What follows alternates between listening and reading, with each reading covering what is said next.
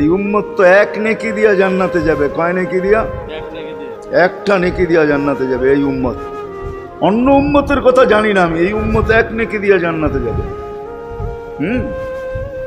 নবীর একটা আদর্শের কারণে জান্নাতে যাবে। সিরত মানি আদর্শ, আর এটা আমরা কদমে কদমে মুহতাজ।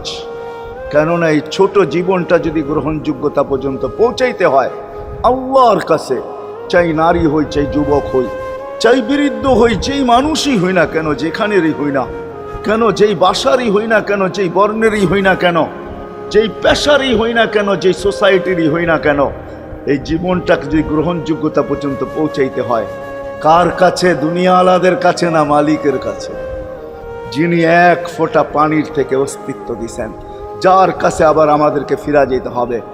পালানের কোনো সুযোগ নাই। এই জন্যই কোরআন আমাদেরকে বোঝায় আইনাল মাফার। আল্লাহ বলতেছে কোথায় ভাগবে তুমি বলো।